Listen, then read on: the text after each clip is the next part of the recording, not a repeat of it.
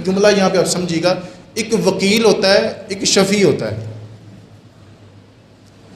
एक वकील होता है, एक शफ़ी होता है।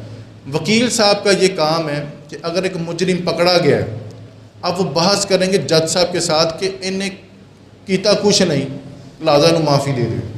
ये वकालत है कि इस जो साहब हैं, ये जो कटघरे में खड़े हैं, इन्होंने किया कुछ नहीं है, मासूम है, इसने कुछ भी नहीं किया, तो लिहाजा इसकी बख्शिश फरमा दें। लेकिन शफ़ी क्या करता है, हजूर क्या करेंगे? रब ताला पूछेगा तूने ये गुनाह किया है? हजूर शफ़ी है ना, शफात फरमाएंगे, साथ खड़े होंगे, या बारी ताला, ये अर्ज़ करेंगे रब ताला से, या बारी ताला इन्हें सारा कुछ ही किया है।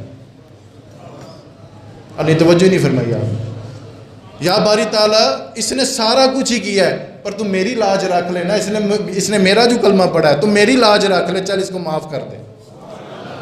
वो वकील झूठी तसलियाँ देता है, वकील जो है ना झूठे दावे और झूठी वो गवाहियाँ पेश करता है। लेकिन यहाँ पे शफ़ी का ये मनसब नहीं, हजूर हमारे वकील नहीं, शफ़ी हैं। कौन है? अच्छा एक और यहाँ पे बात समझिएगा, जज साहब चाहें वकील साहब से मुकमका भी कर सकते हैं, नहीं तो बच्चों नहीं फरमाई आपने, मुकमका करके तरीक़े पे तरीक़े भी डाल सकते हैं। लेकिन शफ़ी का मनसब ये है कि रब के सामने जब शफ़ी शफात कर देते ना, फिर रब मोड़ा नहीं करता। ये शफात का मनसब है। कुरान मजीद की आया मुबारक वाला सौफ़ा युअतीका रब्बुका फतरदा,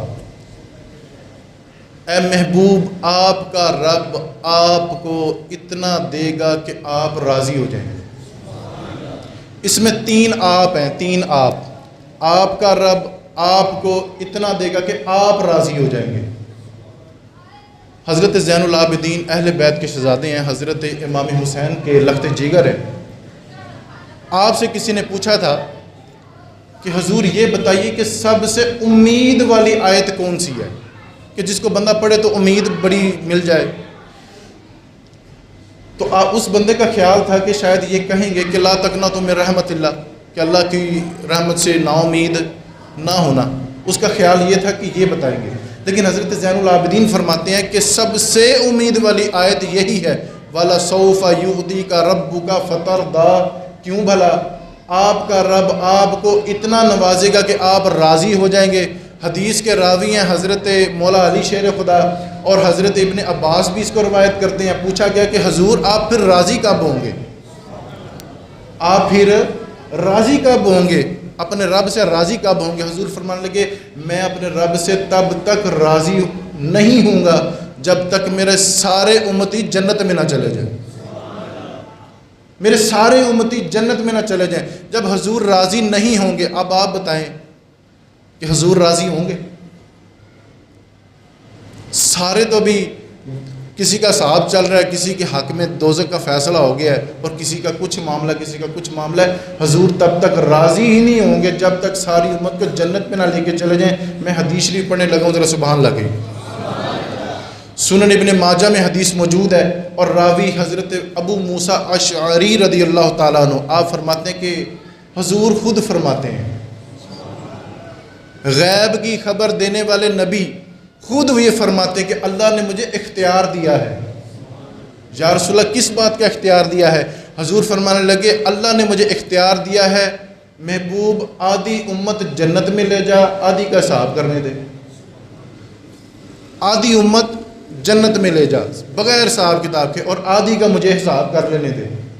ये बातें आप ज़रा बड़े ठंडे दिमाग से सुनिएगा और बड़ी तवज्जो से सुनिएगा, क्योंकि एक एक जुमला बड़ा मोती की नुमा है, उसको ज़ाया ना करिएगा।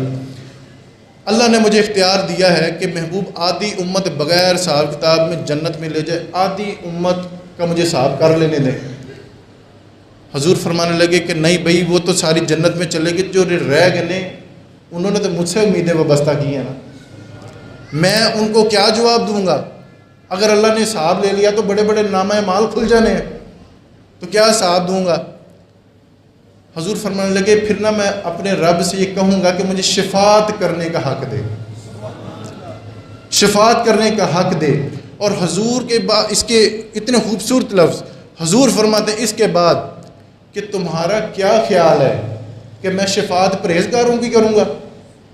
परहेजगारों की, जो अच्छे अच्छे लोग हैं, नमाजी थे, हाजी थे और मिलाद मनाने वाले, उनकी सिफारिश करूँगा? ना ना, ये मेरा मनसब ही नहीं।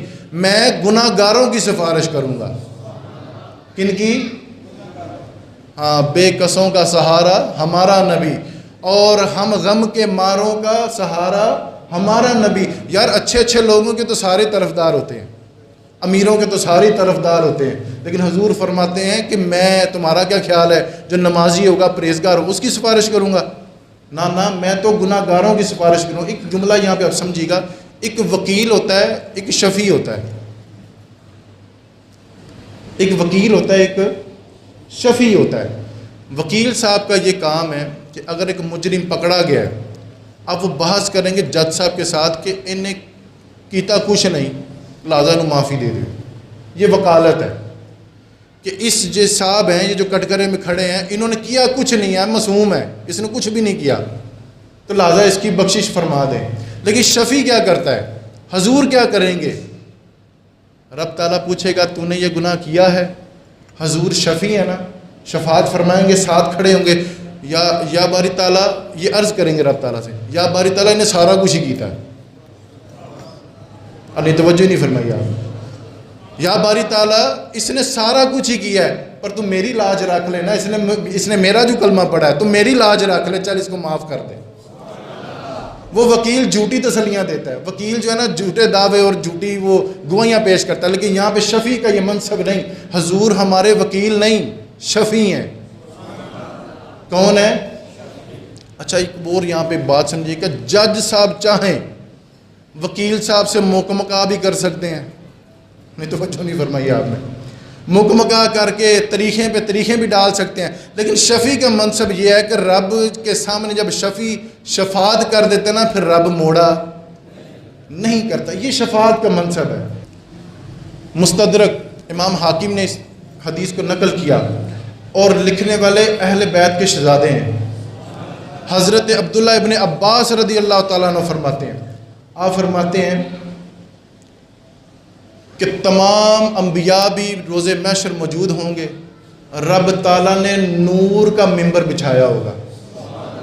तमाम अंबिया कम बेश 1,24,000 के करीब जो पैगंबर हैं, अपने अपने नूरानी मिंबरों पर तशरीफ़ फरमा होंगे, जलवा फरोज़ होंगे, वहाँ पे बैठे होंगे, और सारा महशर का मैदान उनको देख रहा होगा, और सबसे दरमियान में नबी पाक का मिंबर होगा, लेकिन मिंबर खाली होगा।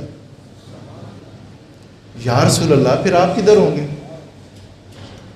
सारे अंबिया तो अपने अपने मिंबर पर बैठ चुके, आपकी कुर्सी खाली है, आपका मिंबर खाली है, और आप किधर होंगे? हजूर फरमाने लगे कि मैं उस वक़्त भी ना रब के आगे सजदा रेज़ होऊंगा कि या बारी ताला, मेरी उम्मत, ये मेरी उम्मत है, गुनाहगार है, और उम्मत का हाल देखो, ये अंगूठे चूमने जायज़ हैं, झंडियाँ लगानी जायज़ हैं, लाइटें लगानी जायज़ हैं, सलाम खड़े होके पढ़ना चाहिए कि बैठ के पढ़ना चाहिए?